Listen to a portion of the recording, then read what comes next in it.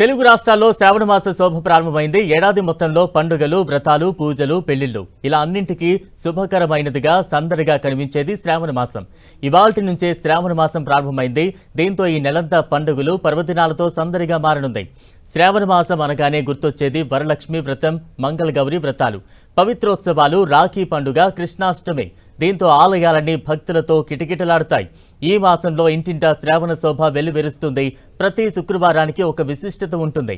అయితే పౌర్ణమికి ముందు వచ్చే శ్రావణ శుక్రవారం వరలక్ష్మి వ్రతం, మహాలక్ష్మి పూజకు ఎంతో ప్రత్యేకత ఉంటుంది.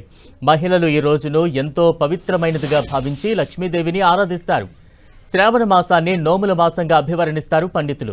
శ్రావణంలో మంగళగౌరి వ్రతం, వరలక్ష్మి వ్రతాలను ఆచరిస్తారు. మంగళగౌరి వ్రతాన్ని శ్రావణంలో వచ్చే ఏ మంగళవారమైనా చేయొచ్చు. ఈ వ్రతాన్ని యువతులు పెళ్లైన ఏడాది తర్వాత ఆచరిస్తారు.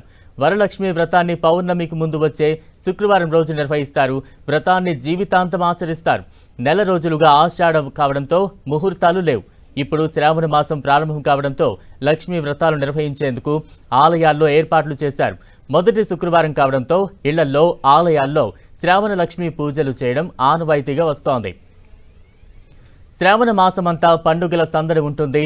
తొలి శుక్రవారం ఆగస్టు 1న, రెండవ శుక్రవారం ఆగస్టు 3న ఆదివారం స్నేహితుల దినోత్సవం, ఆగస్టు 8న మూడో శుక్రవారం వరలక్ష్మి వ్రతం, ఆగస్టు 9న రాఖీ పండుగ, అదే రోజు జంధ్యాల పౌర్ణమి, ఆగస్టు 15న 4వ శుక్రవారం, ఆగస్టు 16న శ్రీకృష్ణ జన్మాష్టమి వంటి ముఖ్యమైన పండుగలు శ్రావణంలో ఉన్నాయి.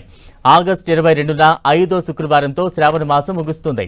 శ్రావణ మాసానికి అత్యంత ప్రాధాన్యత, సకల శుభాలను ఒసగే శ్రావణం జ్ఞానస్థితిని అందిస్తుంది.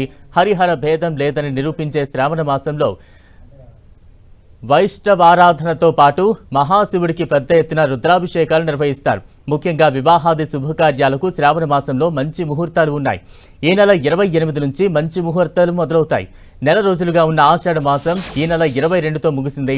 25 నుంచి శ్రావణ మాసంలోకి వెళ్లడంతో ఈ నెల 28 నుంచి ఆగస్టు 22 వరకు అన్ని మంచి ముహూర్తాలే. శ్రావణ మాసంలో వ్రతాలతో పాటు పెళ్లిళ్లు, గృహప్రవేశాలు, శుభకార్యాలకు మంచి రోజులు కావడంతో శుభకార్యాలు చేపట్టేందుకు ప్రజలు సిద్ధమవుతున్నారు.